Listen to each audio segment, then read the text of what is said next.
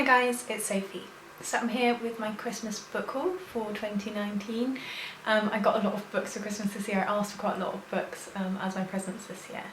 And I'm really excited to show you what I've got to. I've only read one of them so far, though I'm most of the way through another one. So I'm going to go through and show you what I got. So the first one that I got is Fleischmann is in Trouble by Taffy, Brodesser-Akner. And this one I think is about a marriage gone wrong. I think it's about a man who is getting a divorce. All I've heard about this one is that it's amazing. I think I saw Chincy Dubois talk about this one, and so it was really good. And I've seen loads of lists of the year that like wrap this up as one of the best ones. I've also seen it in bookshops and thought, before, so I thought give it a go. I'm really excited actually. A lot of these are ones that I've heard about doing really well throughout the year and just hadn't had the chance to get to, so yeah. The next one that I have is The Porpoise by Haddon. I don't really know how I'd describe this book. I think it's like a bit fluid in terms of genre. So it starts with a little girl who is the only survivor of a plane crash, and she learns about a mysterious woman from like the end of the world, I think, from like the edge of the world. But it goes through like modern times to like classical mythology. It sounds like it maybe is a bit of a thriller, maybe a little bit like fantasy, and I just don't know anything about it at all. But obviously Haddon is the guy who wrote The Curious Incident of the Dog in the Nighttime, so I kind of trust where he's going with it, though this sounds like really out there. The back quotes I'm raising, Max Porter and Pat Barker and Daisy Johnson have all put their weight behind this, so I'm excited to try it. I think it might be one that Tom might like when I finish it, so we'll see how I get on. The next one that I have is one of the books I've heard talked about most throughout this year, and I just didn't get around to picking it up, and that is On Earth We're Briefly Gorgeous by Ocean Vuong. I have literally probably heard about this everywhere, like shouted about everywhere. I've heard that it's super poetic and beautiful and just one of those like most beautiful books you'll read in a long time. The story is sort of rooted around violence and trauma and masculinity and what masculinity means. It's also, I don't know whether it's set in Vietnam or whether it relates to Vietnam, but it's the relationship between the son and the mother, and I think the mother's from Vietnam. I don't know whether the son's grown up somewhere else or whether they're all in Vietnam. But yeah, I'm most interested in kind of the poetical quality of this. Yeah, I think I'll enjoy it probably just for the writing. You guys probably know that beautiful writing will sway me above like everything else, so I'm surprised I haven't got to that one yet actually. And then the next one that I have is Disappearing Earth by Julia Phillips. This one I'm kind of most of the way through, and it is about a young girl or a pair of young girls who disappear at the very beginning of the book. But the story follows all of the different people in the community and their kind of lives and tenuous links to the disappearance of these girls.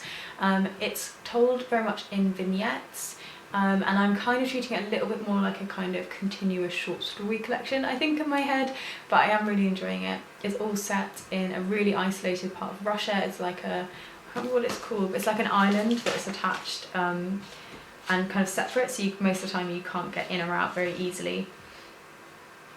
I think it's called Kamchatka, or Chakta. That's probably how I'd say it. But yeah, and the isolation and kind of some of the like fears that come up in here about outsiders and who different people think the outsiders are is really fascinating. And I'll probably finish this one either today or on New Year's Day.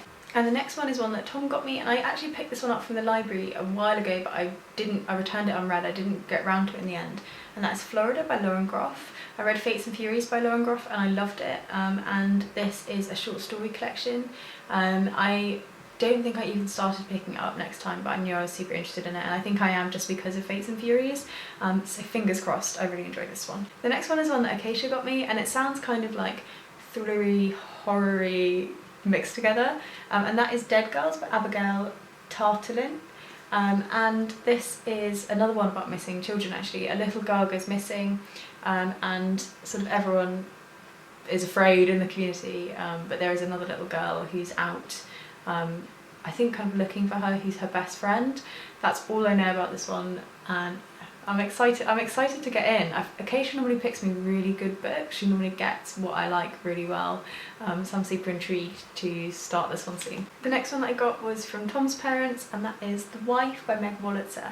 I read my first two Meg Wolitzers in 2019 and I just really enjoyed them. So I'm keen to get into another one. Lots of you guys said that The Wife was a really good one to get into, so I'm excited to have it. My thoughts about this one in terms of what I'm expecting is it's a story about a marriage falling apart. I think that the wife has a secret, but we'll find out. It's only a short one, so hoping I can get to this one really soon. The next one is one that I kind of like kept thinking throughout the year that I really wanted to read it and just didn't buy it. It was one of those things where anytime I went to buy a book I forgot that I really wanted this one, because I don't read Goodreads want to reads very much. And it is Red at the Bone by Jacqueline Woodson. I've seen loads and loads of people raving about this one, but I've tried really hard to steer away from any spoilers for this. I know that it relates to like gender and race and femininity and masculinity, and it has like big themes, if that makes sense. I think it's the story of a pregnancy or a baby, but I really don't want to know much about this one because everything I've heard sounds so up my street, and I really want to like make my own way into this one. This was probably one of my like most anticipated reads for 2019 that I didn't end up picking up, and that's partly because I was saving a lot of money this year because we were buying a house, so I had to like curb the desire to just buy books every single month. So I think whenever I thought about it I was like, no, you can't buy it yet, you'll buy it at some point. So it made its way to my Christmas list, so that I will finally get the chance to read it, and I'm super excited. And then on to the non-fiction. This is the only one I've read from my Christmas list so far, and that is No Visible Bruises by Louise Snyder. The cover's quite bright, so you might not be able to see it, but it's really cool. It's kind of like a punch mark in a wall. This is a book about domestic violence, and I think this book is absolutely fascinating. I gave it 5 stars. I kind of wish it was my first book of the year that I'd finished, because that would have been an amazing start to the year, but I'm just glad I've read it. I think it's outstanding. It talks about the impact that domestic violence has on its victims, the things that might drive people who abuse, mostly women, the things that kind of drive them to do that, and what we can do to try and prevent it, and just the scale and the scope and the detail in this research. I think she was working on this for like probably nearly a decade, in terms of like her work with domestic violence to properly understand it, and I just think it's absolutely outstanding. I'm not surprised that it made like a lot of the top non-fiction lists for this year. I can't really talk highly enough about this one. I'll talk about it a little bit more in my December wrap up, but that is the first non-fiction I got for Christmas. The next one I have is a collection of essays that I'm so excited for. It's called I'm Telling the Truth But I'm Lying. It's a bit of a confusing cover, but I really like it, and it's by Bassey, Ikpi. This is a collection of essays sort of based around her life as a Nigerian woman and her life with her mental health. So she's a mental health activist, but she also talks about the intersectionality of that, of being a woman of colour, and I think she has anxiety and bipolar disorder, and I've heard this one spoken about really highly, and I read Collected Schizophrenias in 2019 and really enjoyed hearing that perspective, and I kind of like this in my head feels kind of similar, like it's a different mental illness and obviously a different person's experience, but that kind of eloquent deep dive is something I really loved last year, so I have high hopes for this essay collection. And then the last one that I bought as a Christmas present this year was The Five by Hallie Rubenhold, and again I think everyone but everyone has read this one this year. This feels like the non-fiction version of On Earth We're Briefly Gorgeous. This is the story of 5 victims of Jack the Ripper, but this book is not about Jack the Ripper, it is about the women that unfortunately died and were murdered. I don't feel like I should put soft language on it, but yes, I've just heard it's outstanding. I've heard like loads of stuff that Hallie Rubenhold has like done or engaged in since that make me think she's like a total badass. Like just going to conferences and everyone being cross at her and her being like, yeah, I don't give a shit, this is more important, than like you like being like, ooh, you know, and glorifying the murderer, and I just think that's amazing. I'm mega excited to read this. I think this has probably been one of the biggest non-fiction reads of 2019 and I haven't read it. Again, I've kind of been locked in a little bubble a little bit because I haven't been watching as much booktube as I normally do, partly because I do find it harder not to buy books if I hear people being really excited about them, and I've been trying to save money, so when I'm watching, I'm always seeing this and being like, oh, I want to buy you. So this is super exciting to have this one, and yeah, I'm really looking forward to getting into it. And then the last books that I have are ones that I bought myself, but I bought them like close to Christmas. So I had a voucher from my brother for my Christmas present, and I also had some vouchers left over from the Books in My Bag campaign that I worked on in 2019 that I hadn't spent yet, so I put those together to like finalise my book. I've got so many books this Christmas, it's amazing. So these are some ones that I bought myself, but I wanted to include them too because they kind of feel to me like the same list. So the first one that I got was The Starless Sea by Erin Morgenstern. Obviously everyone's talking about this one as well. Magical Libraries by the author of The Night Circus. My brain just totally disappeared, that title. But yeah, and I really liked The Night Circus, but I don't think I like became a cult member like everyone else seemed to about it. But I'm excited to get to this one. I did enjoy it and I've heard some good things from like the reviews I've seen so far, so I'm hoping I get to it. I need to take off my stickers, clearly we only went out yesterday, so yes, I need to de-sticker those in a minute. So the first one that I picked up was Happily Ever After by Paul Dolan. This is talking about happiness, what makes us happy, the things that we imagine will make us happy and why that might not necessarily be the truth. So things like marriage for women. There's been a lot of research done and a lot of talk about how marriage in terms of like social measures like life expectancy and finances and overall kind of sense of well-being is super beneficial for men, and actually has an inverse relationship for women. So women are unhappier, married women are unhappier than unmarried women of the same age group, which I think is fascinating. It also talks about children, money, so I think it'll be an interesting one. And my kind of view on happiness is it's individual, and society will set out a certain number of things that they expect you to do that's part of a cultural system that puts values on people and sort of pre-designs a route to life. But actually I think happiness comes from when you choose those things and you actively have a hand in the decision about your life. So I think you may very well equally be as happy to say I'm someone who never wants kids, they do not interest me, that is not my life, as someone who's always wanted kids and has kids or adopts kids.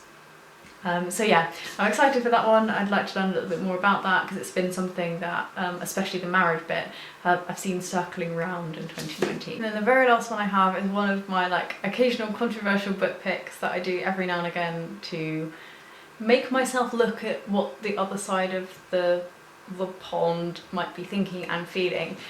So I picked up The Madness of Crowds by Douglas Murray. Now I'm not expecting to agree with this book. This is written by a right-wing, I think he's a journalist, I think?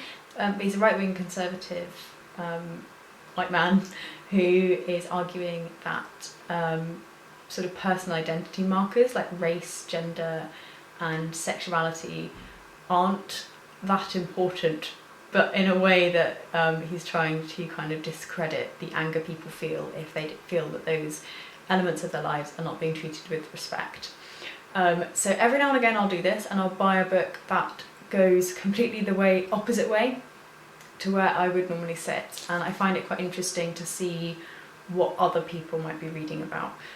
It's a little bit like my like news bubble. So I am someone who pretty much gets my news from The Guardian, but the same as Tom actually, Tom does the same thing. If something's going on, we'll often go towards the more right-leaning publications and read to find out what's being said.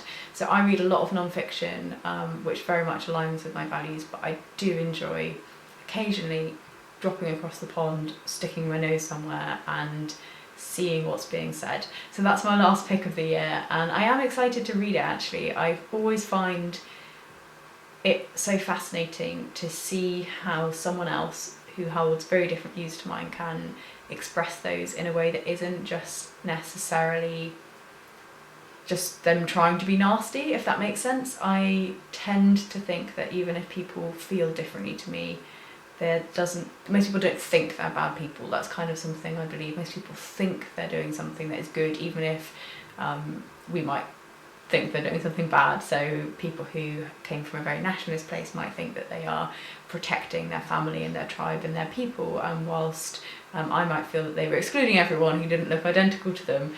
It is interesting to see how that comes about. I always find that fascinating. So that's my last pick for this year. I have a lot of books that I've got for Christmas and I'm super excited to get into them. I think the majority of them are fiction, but I have some good non-fiction mixed in there. I think I'm going to try and read more non-fiction again in 2020. I've really been loving it this year. And there's a few other ones that are coming out soon, or a few other ones I saw and I thought, oh, I want you, but I can't buy you yet. There's one that I think I'll get to soon, which is called How to Be an Anti-Racist, which is talking about how, if you're not a person of colour, how can you advocate for people of colour? I think that sounds fascinating. So that's another one that I might pick up soon. But for now, this is my TBR. It's huge for me, so I might have to just give me a few months to get through my pile, and I'll be sure to let you know what I think of them when I get to them. Yeah, hopefully you guys have had a good Christmas. I don't know if you've got any books, but if you did and you want to share what they are, please feel free to do so down below. I'll also be donating a few books this Christmas there's a charity who provide books to queer people who are incarcerated in the UK. I'll link the details of that down below, so I'm going to try and do that for this Christmas as well, to try and pass on some like bookishness to some people who might find it harder to get hold of things to read. So that's something that I'm kind of doing to pay it back, and I just thought I'd share that with you just in case you are like getting more TBR books in and doing a clear out or whatever. So that's something that's available. It's based in the UK, but I don't know whether or not they accept things from the US. But yeah, just thought I'd share it, and I will talk to you guys again soon in my next video. Look after yourselves until then. Bye!